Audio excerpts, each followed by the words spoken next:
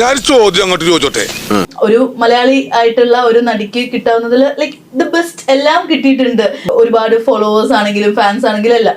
അപ്പോൾ ആ ഒരു ഫെയിം ലൈഫിൽ കൂടുന്നതനുസരിച്ചിട്ട് ഫ്രണ്ട്ഷിപ്പ്, ആളുകളായിട്ടുള്ള റിലേഷൻഷിപ്സ്, അതിലൊക്കെ ചേഞ്ചസ് വന്നിട്ടുണ്ടോ? ചില ആൾക്കാരുടെ അൺകണ്ടീഷണൽ ആയിട്ടുള്ള ലവ്, ചില ആൾക്കാർ ഈ പച്ച കുത്തിയൊക്കെ നടക്കണ കണ്ടിട്ടുണ്ട്. എന്റെ പേര് അത്രയും വേണോ സാർ? വേണം. I'm like, what do I give them back? Nothing I've given them back. ഇപ്പൊ നേരത്തെ പറഞ്ഞില്ലേ പച്ച കുത്തി ഇതൊക്കെ ഇങ്ങനെ കണ്ടു. ഇങ്ങനത്തെ ഫാൻസ് ഉണ്ടെന്ന് തോന്നിയിട്ടുള്ള ഞെട്ടിപ്പോയിട്ടുള്ള സിറ്റുവേഷൻസ് ഉണ്ടായിട്ടുണ്ടോ? ഇഷ്ടം പോലെ. അത് നമുക്ക് ഞെട്ടിപ്പോലും മാത്രമല്ല, നമുക്ക് ചിലപ്പോ കുറ്റബോധം തരും. എങ്ങനെ സഹിക്കണു ഈ മുതലിനെ? എന്റെ പിറന്നാളിന്റെ അന്ന് എന്റെ ഒരു ഫാൻ പേജിലത്തെ ആൾക്കാര് അന്നദാനം ചെയ്യുന്നു. ഞാനൊരു വലിയ സംഭവം അല്ലേ? വേറെ ആരും ഇല്ലെങ്കിൽ ഇങ്ങനെ നമ്മൾ പോകുന്ന സമയത്ത് വണ്ടിയിൽ ഇങ്ങനെ പാഞ്ഞു വന്ന് ചേസ് യു. ഞാൻ അവരുടെ അടുത്ത് കാല് പിടിച്ച് പറയും, just plead dum, please stop, don't do it. അങ്ങനെ ആക്സിഡന്റ് ഞാൻ കണ്ടിട്ടുണ്ട്. ഭയങ്കരമായ ആള്.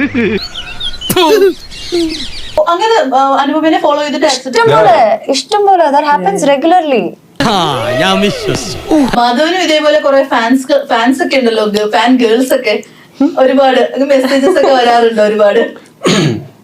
നീ എന്റെ മാനം കളയരുത്, നിനക്ക് എന്ത് വേണേലും ഞാൻ തരാം.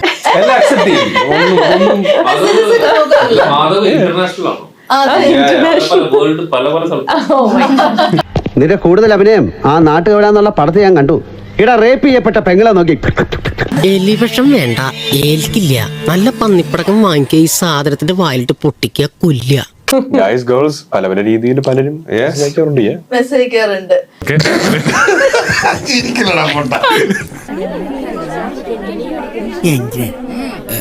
1 year after this person started messaging me, എനിക്കൊരു ഈ സ്പീഡിൽ ഒരു 100 തവണ സ്ക്രോൾ ചെയ്തിട്ടും തീർന്നില്ല. ഒരു വർഷത്തിന് എത്ര മെസ്സേജസ് വന്നേ. നിന്റെ ഒടുക്കത്തെ തുമ്പലാണെന്ന് നീ മറക്കണ്ട. ചില നേരത്ത് അവൻ അങ്ങനെയാ, നുണയെ പറയൂ.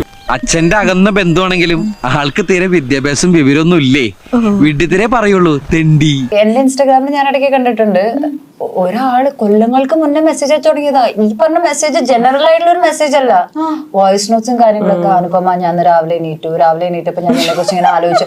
all these things every single day. നീ എന്താന്ന് പറയാ, ഞാൻ ആണോ? ഭയങ്കര. എന്തോ ആരും വിളിച്ചില്ലല്ലോ. എനിക്ക് തോന്നിയതായിരിക്കും. പോട്ടെ.